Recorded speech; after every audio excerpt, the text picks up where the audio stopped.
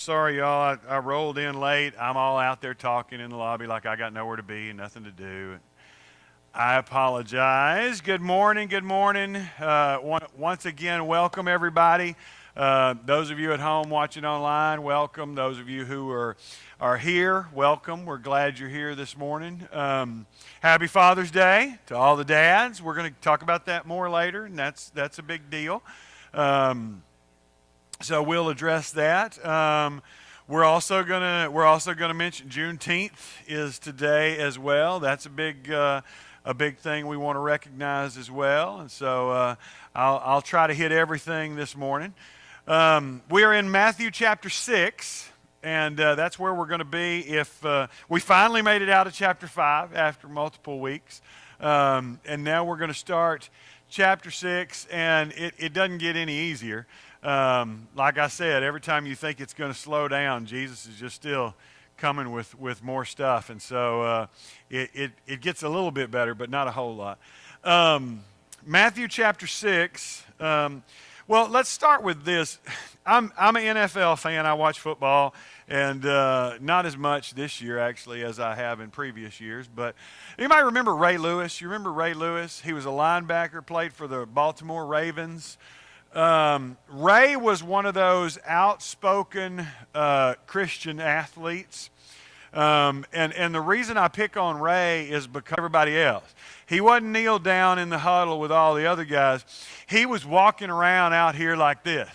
And he was, doing these grand gestures, and he was making sure everybody knew that he was praying. And it was a lot of flourish and a lot of showing out. And when I'm reading our passage this morning, Ray Lewis popped into my mind. Now that one's easy and we can laugh about it. The one that people get mad about is when I say the same thing about Tim Tebow. Because Tim Tebow did the same thing. Tim Tebow was so big on praying in public that they actually named it after him. That when the athletes would take a knee and they were Tebowing. Tim has made a very lucrative career out of that because he was much better at praying than he was at playing. And so he has made a very lucrative career out of that and out of all that kind of stuff. And again, it's easy to point these things out, but it really plays into what we're looking at in Matthew chapter 6. If you have your Bibles, we're going to start Matthew chapter 6, verse 1. Be careful not to practice your righteousness in front of others to be seen by them. If you do, you will have no reward from your Father in heaven. Now we just stop. If that's not enough, I don't know what is. Because that's pretty harsh. Be careful not to do your acts of righteousness in front of others to be seen by them. For if you do, you will have no reward from your Father in heaven. Let's talk about that for a second. How do we do that today? How do we practice our righteousness in front of others to be seen by them? And maybe not us specifically, but how do people, Christians today, how do we practice our acts of righteousness in front of others to be seen by them? Anybody want to jump on that one? Are you talking about because we want to be seen by others, or just because it's there and people? And I don't know. I don't know. I can't judge people's motives because I'm not, I don't know what's going through somebody's mind. But what are some ways that we do our acts, that he's talking about? What are some ways that we do our acts of righteousness to be seen by others? Jason? Well, I don't know if this falls exactly to that category or not, but the first thing I thought of is when I talked to you earlier this morning and said I wanted to say a prayer. Very good. Now I kind of No, I kind of don't. But that's a real struggle. That is a real struggle. I'll tell you. I went to a church once, and the preacher every Sunday, when he prayed before he preached, he would kneel down on the stage. Now I thought it was very cool. I can't do it. because I tried to do it one time and I felt like I was trying to, like, I felt fake. Does that make sense? And now I don't have any problem doing that in my office or at home, but I just felt like, are you doing this to be seen by others, or are you doing it because? And I don't know that I was doing it, but it made me uncomfortable. Cody.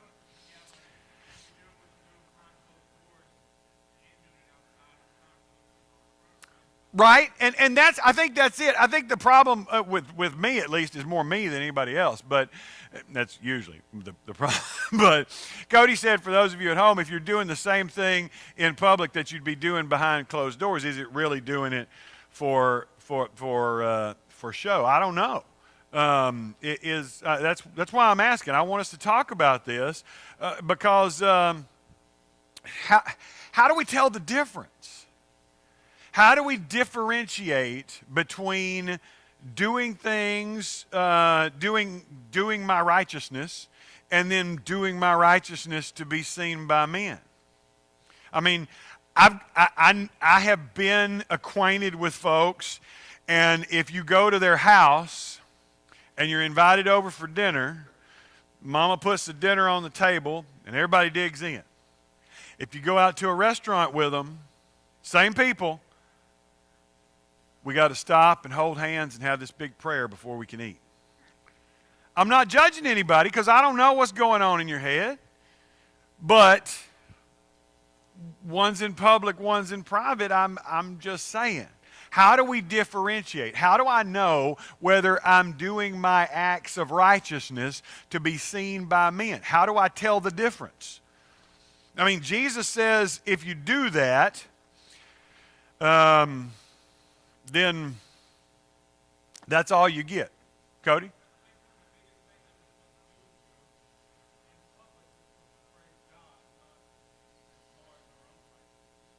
Absolutely. And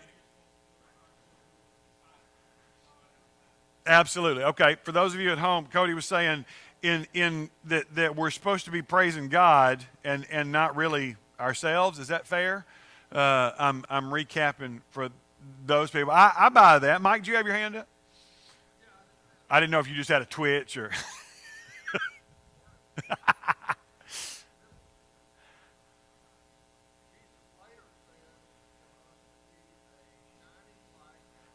There you go.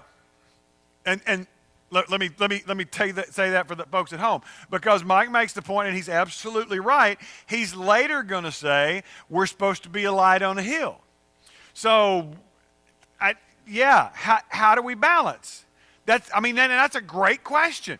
How do I do my? Okay, we used to. Now, I went to college at Abilene Christian, and so there is what I call this Christian bubble that's over Abilene Christian, and the real world doesn't penetrate very much. They have their own little culture, their own little thing.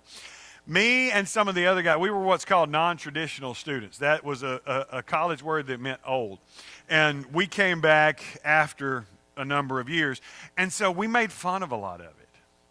Because we had, when people are singing, they will do various different things. And we had little names for all of them. Because there's the field goal worship. There's the I'm open, throw me the ball. There's holding the platter that's just out of the oven. And we had these little names for them because different ways people did things. Now, this probably shows how much we were actually worshiping, because we weren't. And I'm not saying that we were in any way right. We were probably more wrong than most of those people. However, you start to get this... my grandpa, on the other hand, told me a story about his grandpa. His grandpa got run out of church because, you see a pattern in my family. His grandpa got run out of church because he believed that the only way he could pray was lifting holy hands. And so when they'd call on him for public prayer, he would stand up there and pray like this. Now, he wasn't trying to do anything for show. This is the way he prayed at home. He was one of those who was... He believed that folding your hands and bowing your head was a papist invention, which is the old way that they used to talk about Catholics. And so that was a man-made thing. The only thing the Bible said was either face down or lifting holy hands. Now, I don't know that I totally buy that, but he believed that with all his heart, and he got in trouble for that because they told him he wasn't, and so that's a whole nother story. But my point is, how do we tell? How do I tell if I'm doing my acts of righteousness for public consumption, for public accolades, or when I'm doing it for real?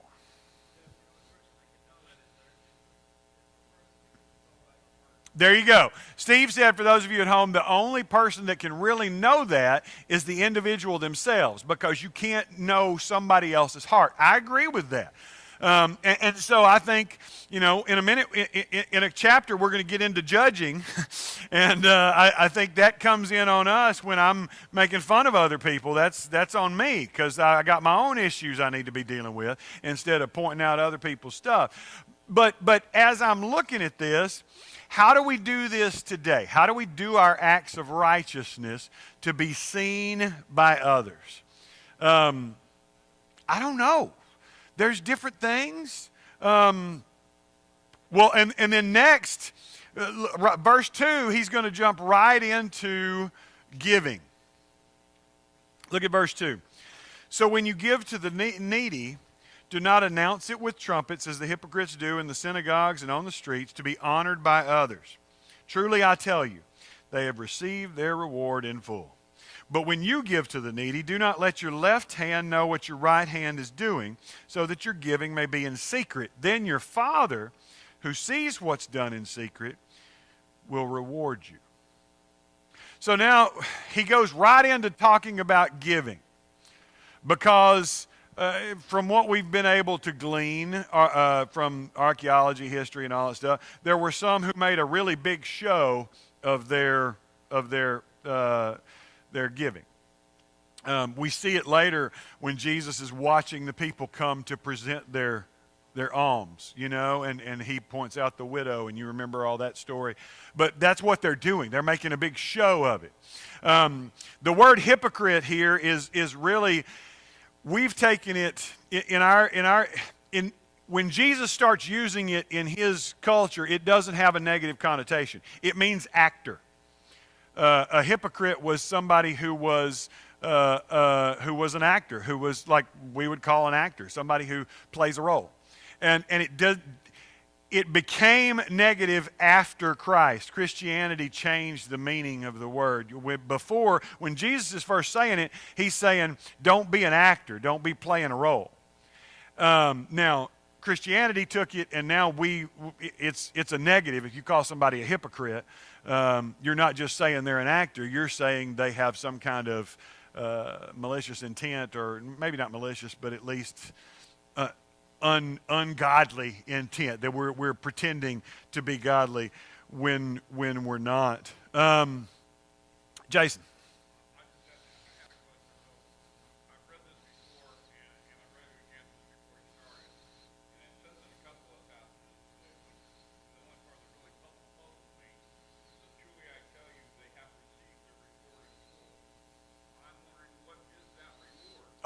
Okay, that's a good question. Let's put that out there for everybody.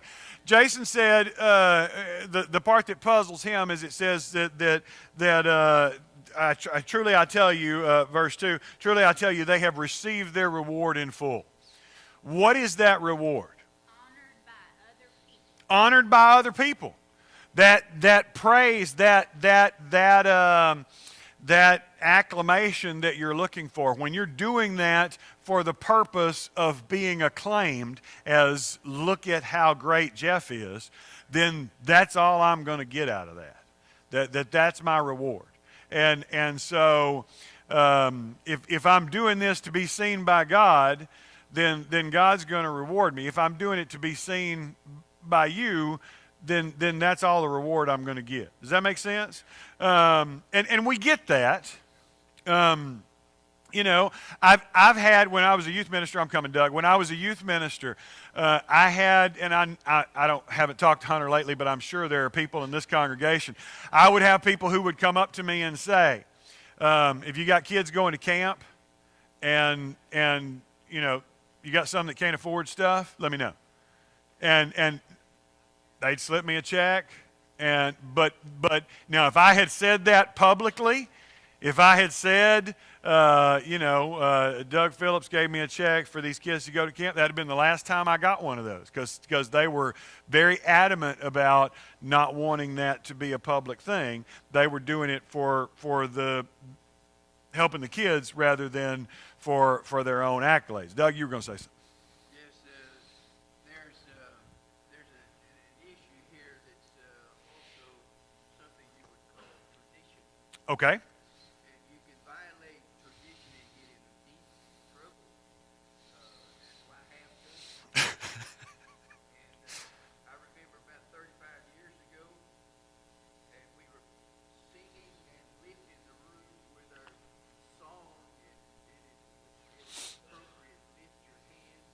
Uh-huh. Song, and it upset some people so bad that they had a meeting after in that afternoon to see how we're going to control this. So, there is an issue here. Right. That we got to be a little careful of. If you're going to violate tradition, that's another issue. That's a whole nother issue, but it is part of this. It does play into it, because there are times when people will condemn other people for what they're doing, and it's really based on tradition more than anything else. I agree with you, and I think that's when we get into the judgment again.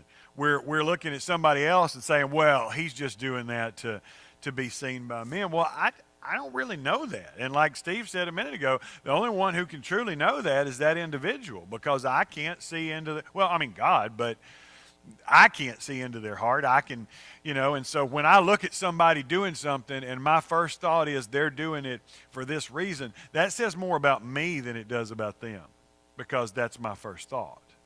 It says more about where my heart's at than it does them. I'll tell you, this church, Huntsville Church of Christ specifically, is known throughout this community because of our benevolence work, because of the way that we give. And it's interesting because it's not a public thing. We don't publicize it. We don't advertise it. It's not something like that. But people know us by that, and I'm proud of that, because we don't do those kind of things to be flashy and to be revered. But that reputation makes its rounds. When I first got here, I sat down with every principal of every school and said, we're going to support you. We're going to do whatever we can to help you. And so we also want to bless kids. So at some point this year, you're going to have a kid show up and they don't have something that they need. And when they do, I want you to call us. And, well, I don't know. I said, no. You don't understand me. I'm not going to make a big show of it. If little Johnny shows up and it's 30 degrees outside and he doesn't have a coat, you call me. Huntsville Church of Christ will provide him a coat. I'll have it to you by the end of the day. You can give it to him. I don't need any accolades for it. He doesn't even have to know where it came from. I don't care. It's not about that. We're not trying to do this to be glorified ourselves. We want to bless kids. And you would be amazed. It blew people's mind. A church that doesn't want credit for what they're doing, that doesn't make sense to me. But that's and now it's common knowledge. I don't even have to meet with all the principals, because when new principals come in, they've already heard about it.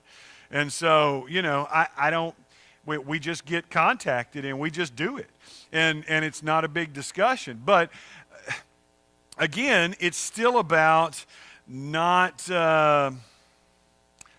doing it for the public accolades as much as it is for doing it to bless people. And verse 1 through 6, 16 through 18 are going to deal with these three kinds of religious acts: charitable giving, praying, and fasting. It's interesting to me, Jesus doesn't say if you do these things. He assumes that you're going to do these things when you give. So You know, it's not a, oh, if you decide to give to the needy. No, that's not part of the conversation. It's when you do. I'm assuming that you're going to do this because this is what God expects you to do. But when you do it, don't do it out of show. Do it because it's what God expects of you. And the same thing, not just of giving then, but of praying and of fasting. And you're not doing these works of righteousness to be seen by men. And so this presents its own challenges, I think, for us as 21st century Christians, because there are times when we do our acts of righteousness to be seen by others. Ms. Pat? Yeah, some churches have used this scripture against pledge cards. Oh, yeah. You know, Mhm. they say they want to see what the future outlook is going to be. Right. But then some people will say, no, no, no, no, no. You know, Yeah, because that's doing your... tell anybody. Yeah, yeah. And then, but then I've also been in churches where there are certain people who go around making sure you know. You know? And especially if you're doing something they don't agree with. You know, I'd hate to have to take my contribution somewhere else. Or you know, we're going to withhold our contribution until you start doing this. And we're going to do this little spiritual blackmail. Would it be safe to say to not do these things out of show, but out of love? There you go.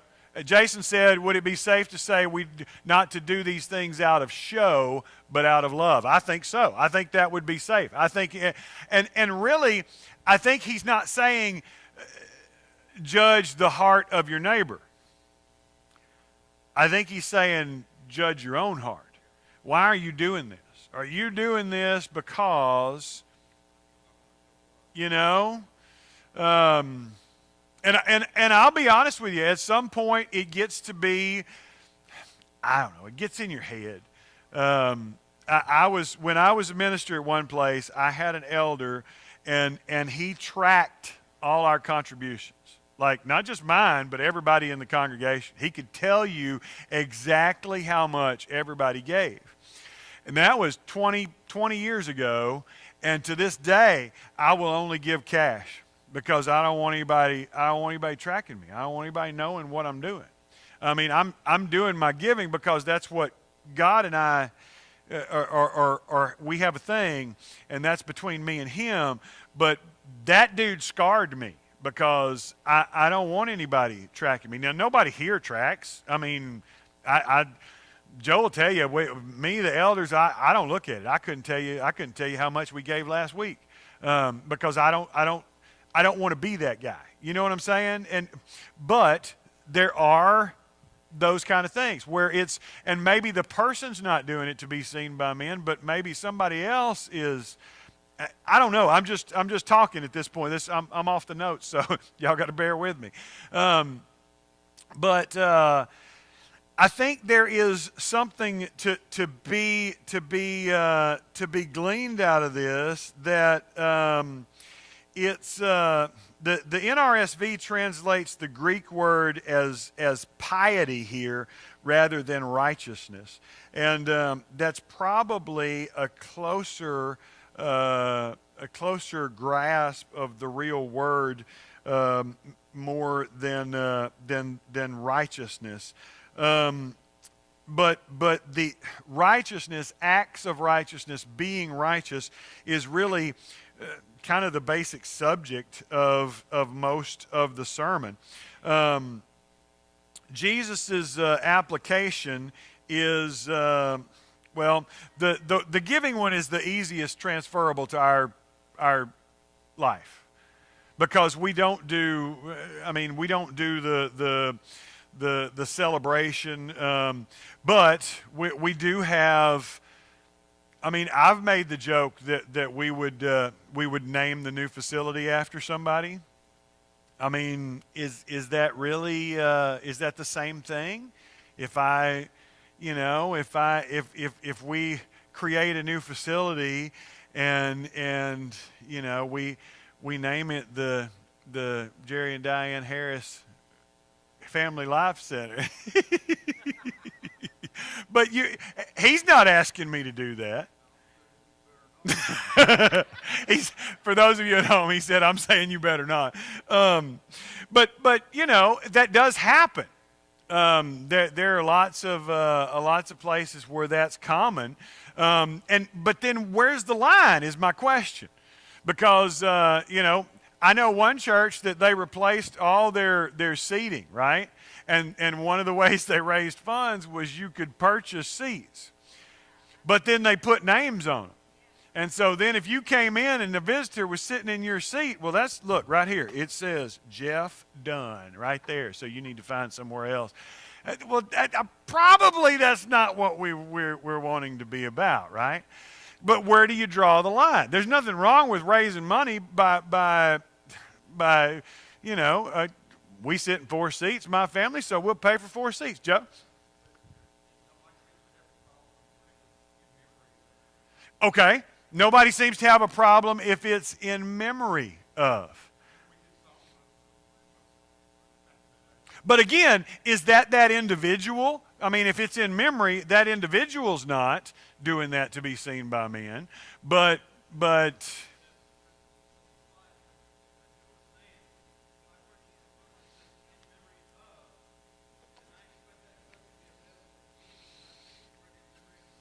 there you go.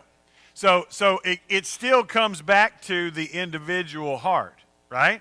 For those of you at home, Steve said, because then sometimes if I bought a songbook in memory of somebody, it's supposed to be available to me because I paid for it in memory of somebody else.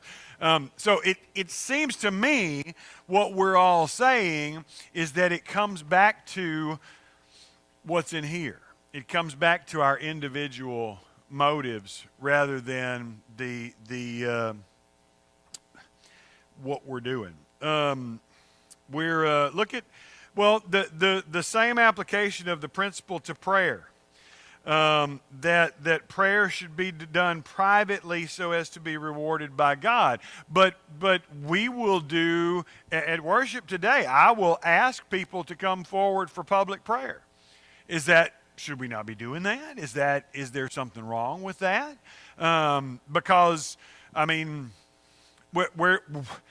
you see what I'm trying to get at here. How do we glean through this? How do we figure out which side of the line we're on? You can all think of somebody, and I'm not going to name names because I don't want to embarrass anybody, but you can think of people who get up and pray publicly, and you can tell they're really praying. And somebody's popping into your head right now. Somebody that you remember from your childhood, from another church, from somewhere, that somebody who got up to pray and they were really talking to God. Now you could think of others who got up and just strung a bunch of cliches together. Right? I'm not saying anybody's wrong. But at what point, I think, but then again, it comes back to heart. Am I stringing the cliches together because I'm not comfortable in front of people and I'm just doing the best I can because this is, what I was asked to do? Well, is there anything wrong with that? I don't think so. But if I'm doing it so everybody will go, oh, look at how righteous Jeff is. Brenda? There you go.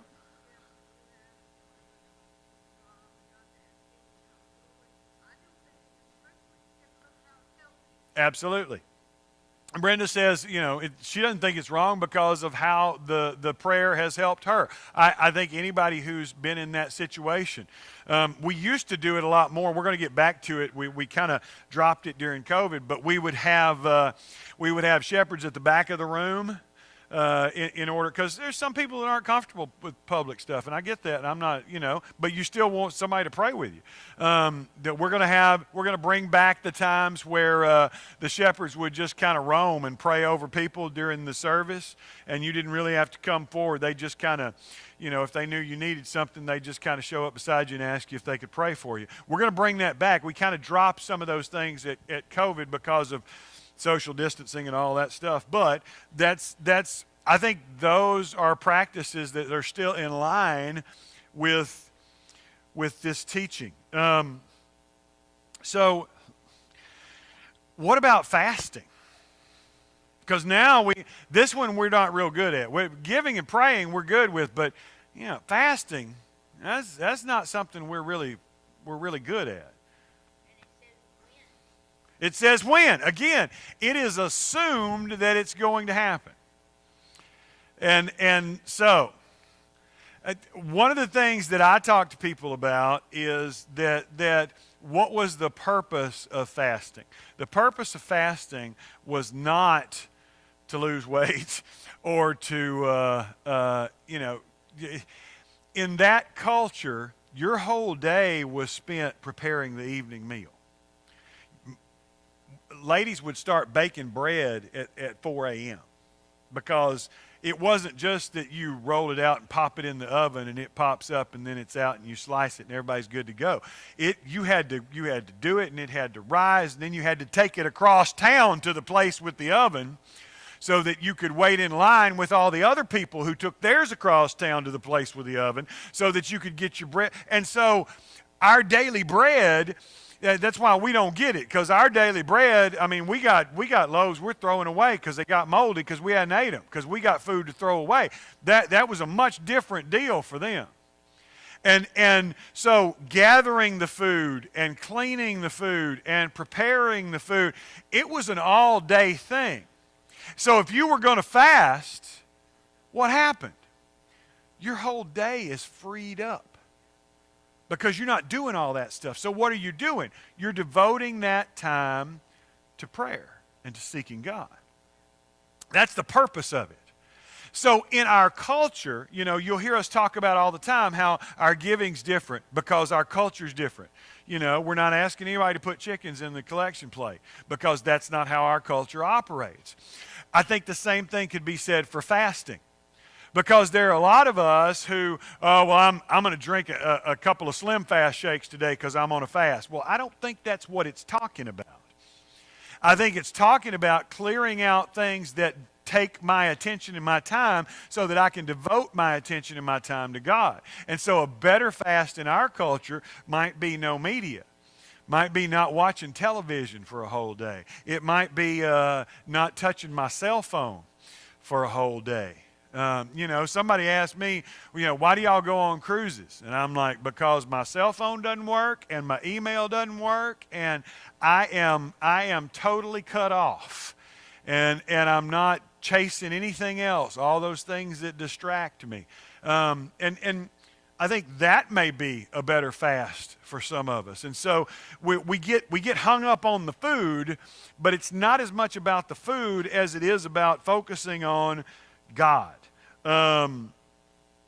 We have. I'm sorry. No, go ahead. I'm not even paying attention. A lot of times, what we see in the Bible when people fasted, Mm-hmm. they were asking God for guidance. Okay. Asking God for answers, and so they fasted and prayed and waited for God to give that guidance. Mm-hmm. For those of you at home, Ms. Pat said that a lot of times in Scripture when people are fasting, they're seeking God, they're seeking guidance. And so they are fasting and praying and waiting on God. And that inner need is more indicative of that spiritual need, that spiritual hunger, that you're pairing those together. I think there's examples where when you're really asking God for something, there's something that you're really, really praying about, that you're really, really wanting God, that you're really, and so you fast, and so you're seeking God. I think the problem in our Western culture is that we have divorced spiritual practices from bodily practices. What I mean by that is we have made spirituality almost totally cerebral. We learn about God, we memorize Scripture, we recite things. There's very little physical manifestation of it. In fact, there's times when, it will be it will be frowned on if you do any kind of physical manifestation. And so again, that comes back to Doug's tradition. We were we were somewhere. I don't remember what we were doing, but there was one of those things, and something happened, and I started clapping, and this was outside at a school function or something, and Hillary said, "You were the only one clapping," and one of my girls, I don't remember which one, said, "It's pretty much like Dad at church. He's the only one clapping." But sometimes I think we need that physical. One of the things that we've done here before in the past, and we're going to do again, just so you get ready, is that I may make you. I don't make you do anything. We may ask you to get up and move sometimes. We've done it with communion, where we ask you to get up and move. And one of the reasons for that is because I think it becomes a ritual. It becomes something that we go through. And it's no different than some of this. It doesn't have any meaning because we do the same thing the same way every week. And we pass that plate and we eat that cracker and we just keep right on moving. And that's the reason why we're here. Not to hear Jeff, not to do any of the other things that we do. That is the reason why we're here. We come together at the table of God to celebrate the body and blood of Jesus. That's why we're here. And when we make that an afterthought, I do think we're missing the boat. Sorry, I got to preaching. But there's times when we have to engage the physical, because look at Scripture. There's always a physical component. There's always a physical component. God always is asking people to do something. There's always some kind of physical engagement, because that's part of how we are, right? I mean, and we have totally disengaged those things. And so I think that's a problem. Okay, tell me what you mean. For those of you at home, he said, I think there's fear too. Go ahead, Steve. Okay.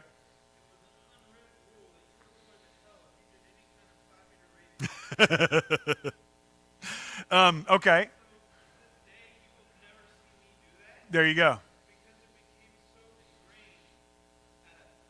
Mm-hmm. Yep.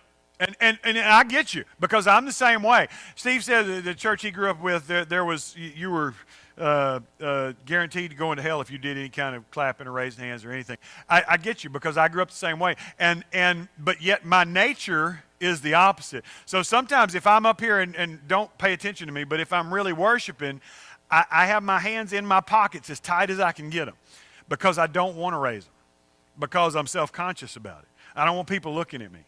Now, usually I'll have my eyes closed and I'll be bouncing, because my body needs to do something, but I don't want to, I don't want people to go, "Oh, look at Jeff, he's just trying to look all spiritual. He's just trying to be all holier than thou." I don't want to do that, because I mean, number one, we're in the middle of worship. You don't need to be looking at me. You need to be paying attention to God. Robin? Okay. Uh-huh.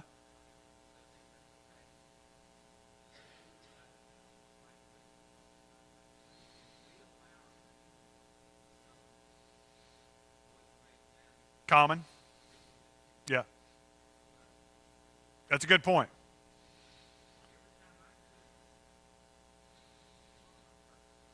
Right.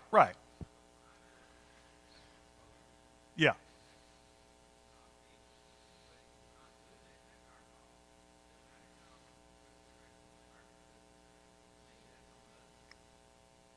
Right. Okay. And for those of you at home, Robin says that, and I'm gleaning this down a whole lot, but that when when we allow communion to become something that is a ritual or something that we're just going through the motions, that's really on us. It's not really on whoever's leading communion. It's not even on the church. It's on the individual. I buy that because I think you can go both ways. I think I can worship in just about any setting. Like I said, my mind is on the cruise because that's where I'm going to be next week. I love y'all, but I'm going to worship on that cruise. Now there's going to be people behind me shaking their booty and playing their music and drinking and doing all kind of things, but I can still worship. Because when I get out there and I'm overwhelmed by the sea and the vastness and the amazingness of God, I don't care about all that stuff. And so I can worship regardless of what everybody else is doing. Yeah, exactly. It's between me and God. Now, on the flip side, I think sometimes, I had a friend from college, and he and his wife got married. They went on their honeymoon, and it was Sunday. And, he'd been trained, you always go to church and you always take communion. It's Sunday, he hadn't taken communion, and he was in a panic. And so all they could find in their little bed and breakfast place that they were staying was Oreo cookies and milk. And so they took communion with Oreo cookies and milk. And I'm like, dude, I think God would have been okay. I mean, did you say, Lord, bless this fruit of the cow? But I think God would have been okay. I think you're missing the point. Yeah, well, yes, God has to have a sense of humor to put up with us. We're running out of time, and I'm sorry. This has been a good conversation, but I guess we're going to stop there because then the next section is talking about treasures on earth, and that's a whole different conversation. So we're going to stop there. And then we haven't even got into the Lord's Prayer, so that's a whole nother section. So we're going to stop there. As I said, next week I won't be with you. Dale Underwood is going to be here, and Dale is going to take the class time and the sermon time. He's going to. I know he's going to talk to you about some of what he's doing nowadays with the prison ministry and stuff, and I don't know what all he's going to do. I trust him, so I gave him free reign to just do whatever he wants to do. So that's next week. Next Sunday morning will be all that. Jason, You gonna sing for us too? I don't know about that, but you never can tell. So what's that? Don't put it past him. That's right. So next Sunday, Dale will be here for class time. We'll still have class, and so hopefully you will be blessed by that. Thanks for your comments and your participation. This was good discussion this morning. We'll jump back in here next week, week after if Dale doesn't cover this, and talk about the Lord's Prayer and some of that stuff, because I think that's another one that becomes a ritual that people just recite like, now I lay me down to sleep, and it becomes a thing, and there's no power to it anymore because it's whatever. So I'm preaching again. Hey, 15 minutes, we'll be back in here to worship. Go take care of your business, go fellowship, and we'll see you back here in just a second. Yes, ma'am.